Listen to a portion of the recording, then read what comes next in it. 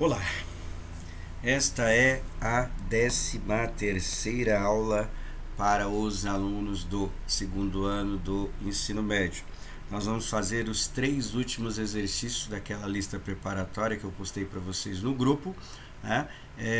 Tentando nos preparar para a AP do terceiro bimestre.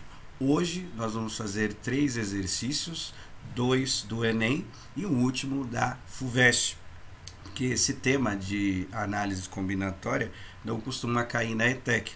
Então nós ficamos meio que limitados aí a algumas questões, né? Então eu coloquei alguns exercícios do Enem, outros da AP e coloquei um último aí da FUVEST para a gente poder sair um pouquinho desse rol de possibilidades, né?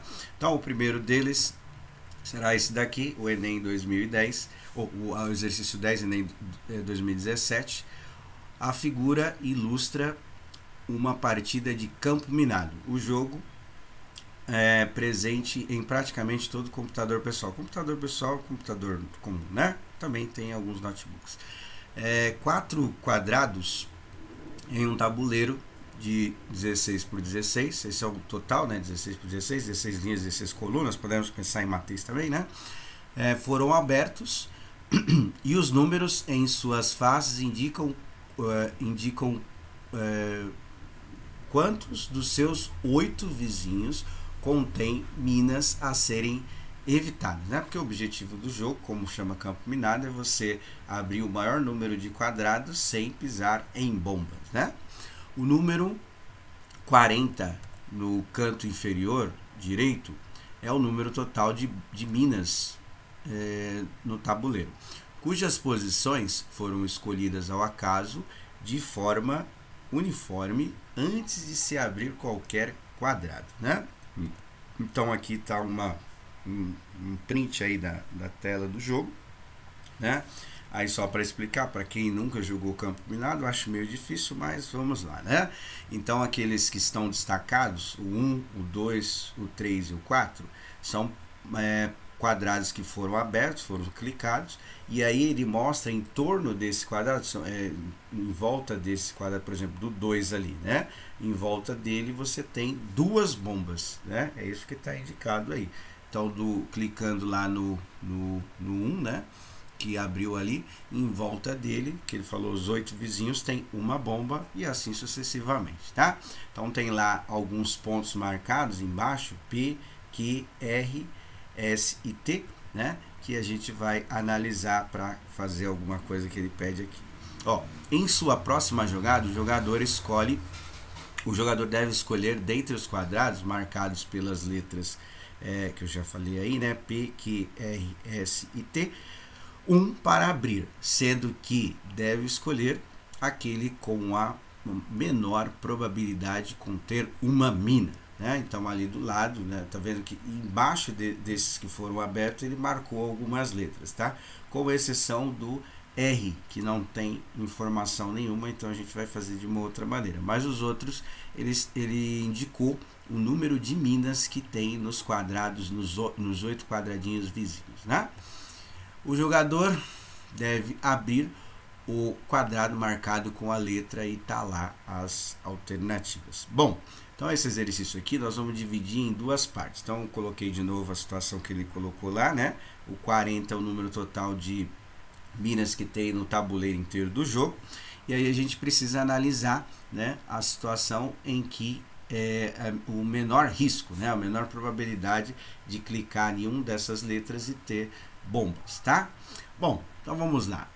Para os primeiros que estão marcados lá indicado é fácil fazer, que é o ponto Q, o ponto P, o ponto S e o ponto T. Isso aí é tranquilo de fazer. Como já está indicado, em volta, né, 8 desses números que foram abertos são 8 quadrados, então é fácil fazer. Ó. Por exemplo, o ponto P.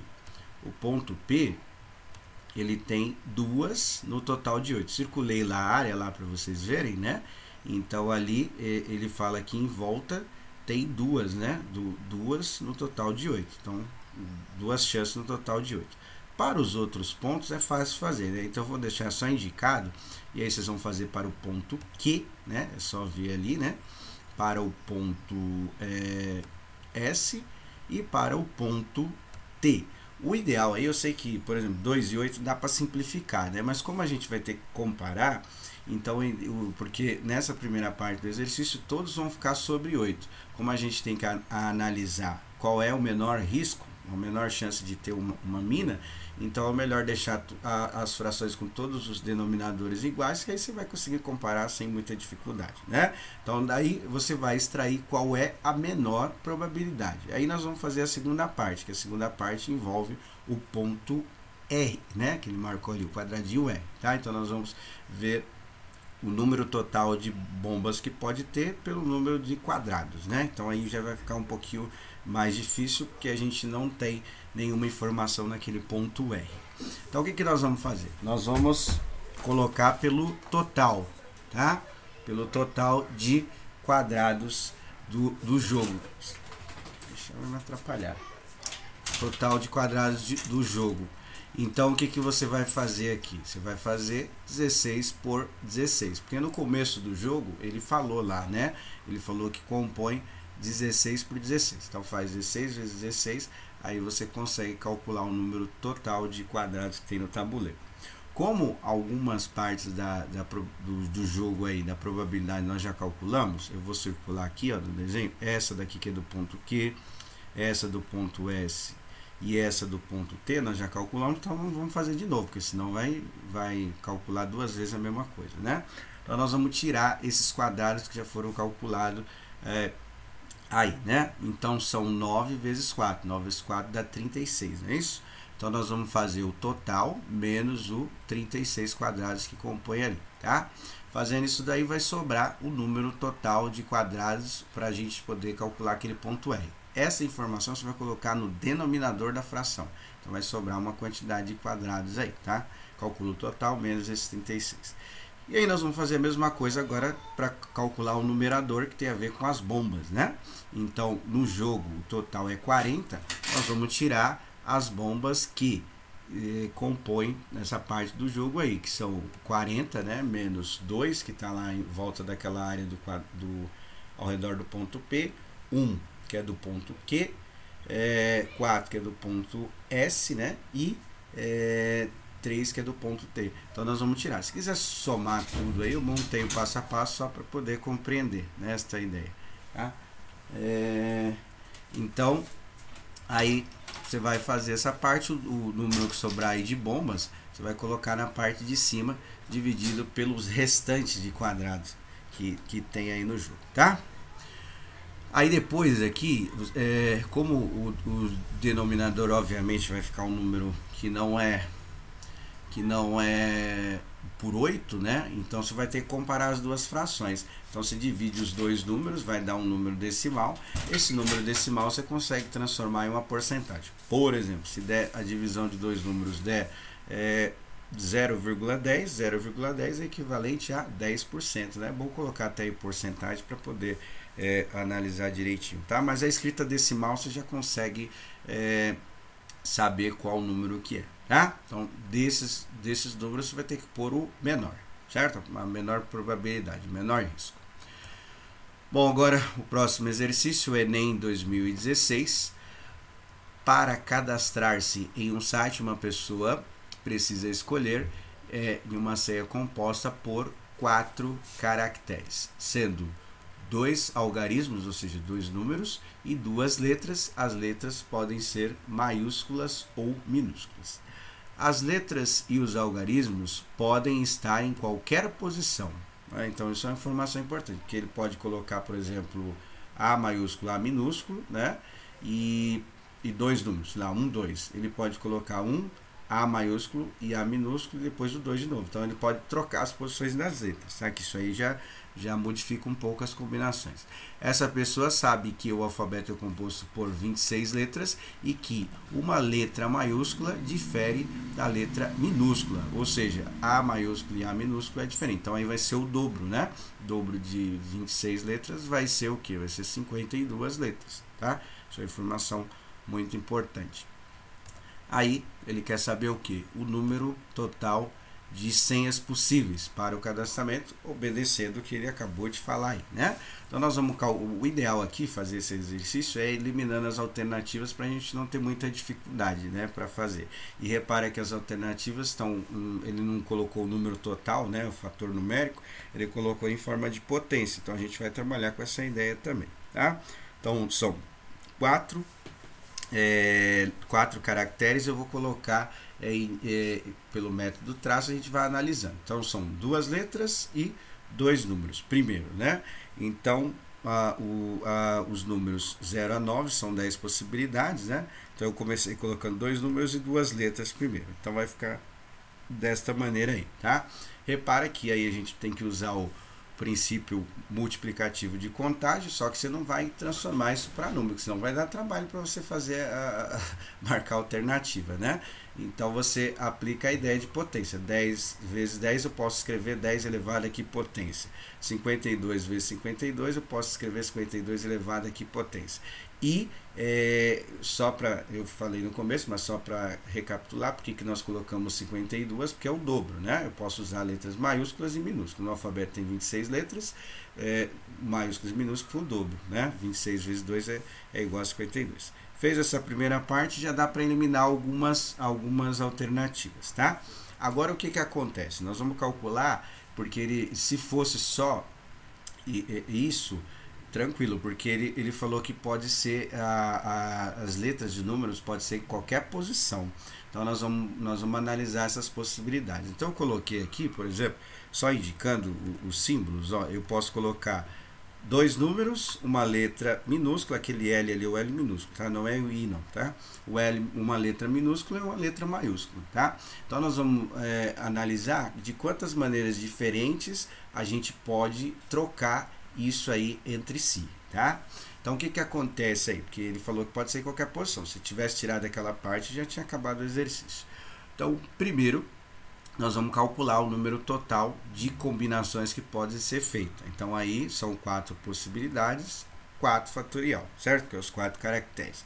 Aí o que acontece? Os números podem repetir entre si, né? Então, por exemplo, 1 e 1 não gera uma combinação diferente porque o número está repetido, né? Então a gente precisa analisar essas possibilidades. Aí o que nós vamos usar? Isso aí é o que a gente estudou lá no começo, né, das combinações, que é a permutação com repetição. Então a gente vai eliminar essas repetições. E repara que nas alternativas, eu acho que já dá para perceber qual que não pode ser, que tem umas coisinhas a mais, né?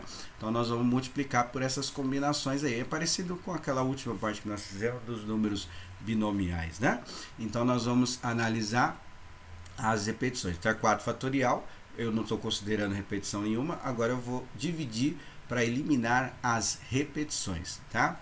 Então como que nós vamos fazer isso? Nós vamos pegar 2 dígitos, então eu tenho que dividir por 2 fatorial, porque é repetição de dois dígitos, né? Eu divido pelo fatorial das repetições, e as letras também, né? Então tem que dividir por 2 também, para 2 fatorial, para poder analisar aí essas repetições, tá?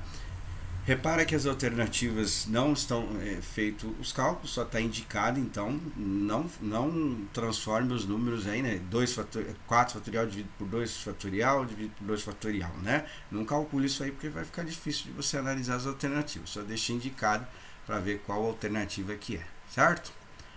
Bom, e agora o último exercício desta lista, né?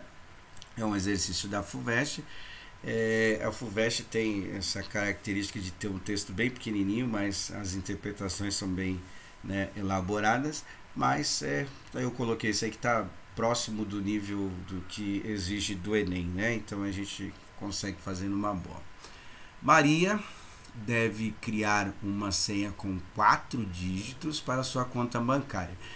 Nesta senha, somente os algarismos 1, 2, 3 e 4 podem ser usados, e o mesmo algarismo pode aparecer mais de uma vez. O que significa isso? Ela pode criar desses 5 dígitos, obedecendo só isso daí, né? São 5 possibilidades. Eu posso criar uma senha 5, 5, 5, 5, certo? Posso criar uma senha 4, 4, 4, 4, tá? Isso aí que ele falou da restrição. Contudo, supersticiosa, Maria não quer que sua senha contenha o número 13, né? Então, alguns têm, acho que é um número do azar, né? Então aí ela supersticiosa não quer isso daí. Isto é, o algarismo 1 seguido imediatamente do algarismo 3. De quantas maneiras distintas, aí a combinação, né, distintas sempre vem assim, ou a maioria das vezes, Maria pode escolher uma senha. Então vou dividir esse exercício em duas partes. A primeira parte é calcular o número total de possibilidades, obedecendo os 4 dígitos que ele colocou, então vou colocar os 4 traços, e podendo usar qualquer desses números, de 1 a 5, tá? Então o que nós temos aqui? Nós temos 5 possibilidades para o primeiro, 5 para o segundo, 5 para o terceiro e 5 por 4. São 5 possibilidades. Calcula o número total de combinações. Esta é a primeira parte. Na segunda parte, a gente vai ter que tirar as possibilidades que podem ser usada nessa senha, o número 13, ou seja, o algarismo 1 seguido do 3, tá? Então, são algumas possibilidades. Então, a primeira possibilidade é esta daqui que eu coloquei, ó, o número 13 vir primeiro, certo? Então, o 1 e o 3 vir nos dois primeiros dígitos. Essa é a primeira possibilidade. Sobra 5 e 5. Por quê? Ele falou que o algarismo pode ser repetido várias vezes, né? Então, o 1 e o 3 na primeira possibilidade, não fica 1 aí, eu nem precisa colocar, eu nem coloquei, né? Aí só vai sobrar 5 e 5, calcula. Esta é a primeira possibilidade. Ou a segunda possibilidade. Qual que seria a segunda possibilidade? O número 13 vir no meio, tá vendo?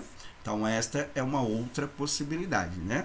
Então, no primeiro eu tenho 5 possibilidades, 1 e o 3, né? Como é o que ele está falando de restrição, aí sobra 5 dígitos para 5 possibilidades para o segundo, né? 5 dígitos aí, de 1 a 5 são 5 possibilidades. E qual que seria a outra possibilidade aí de um número 13 vir junto, tá? Também ele vir no final aqui, né? Então sobra 5 possibilidades para o primeiro, 5 possibilidades para o segundo e o 13 no final. Então é a primeira possibilidade, ou a segunda, ou a terceira. Já dei a dica, né? O ou é o princípio aditivo de contagem, ou seja, você vai calcular as possibilidades e vai somar esses resultados, certo? Então no primeiro fica 5 vezes 5, no segundo 5 vezes 5, no terceiro 5 vezes 5 também, né? E tem que somar tudo, tá? Ou, se quiser fazer mais fácil, você faz uma vez e multiplica por 3, que é a mesma coisa, né? Mas aí tem que ficar atento a esse detalhe. Como a primeira possibilidade, ou a segunda, ou a terceira, eu tenho que usar o princípio aditivo de contagem. Uma possibilidade que não colocou aí, que a gente precisa considerar, que senão a gente vai errar o exercício, repara lá que as alternativas são bem próximas, né? Diferença de uma unidade, né? Para elas, né? Uma possibilidade que ele não colocou e a gente precisa considerar é essa possibilidade aqui, ó, de ter 13 e 13, né? Então, o que nós vamos fazer? Calcula primeiro o número total da segunda coluna que eu fiz, que é calcular o número 13 em várias possibilidades aí, todas as possibilidades possíveis, e aquele 13 você vai descontar, porque não tem aí, né? Ela falou só do número 13, não falou assim, é 13, né? Então, calcula tudo e vai tirar uma possibilidade, que é a última possibilidade de restrição, que seria o número 13. Então, você precisa tirar, que a gente não considerou ela aí, e na superstição dela não está o número 13, né?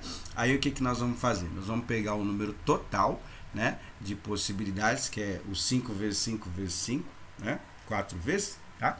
E tirar esta restrição. Lembrando, de novo, que você precisa calcular o total, né, da segunda coluna e tirar uma possibilidade, que é a combinação 13, que não está aí. Subtrair os dois, aí você vai encontrar a resposta dentro das alternativas aí. Bom, então é isso. Terminamos a lista preparatória, tá? Qualquer dúvida pode colocar lá no WhatsApp. Aí a gente tenta ajudar vocês aí a finalizar os exercícios. Não deixa para o final aí do bimestre, né? Porque aí pode se enrolar, deixar de entregar e esse tipo de coisa, né?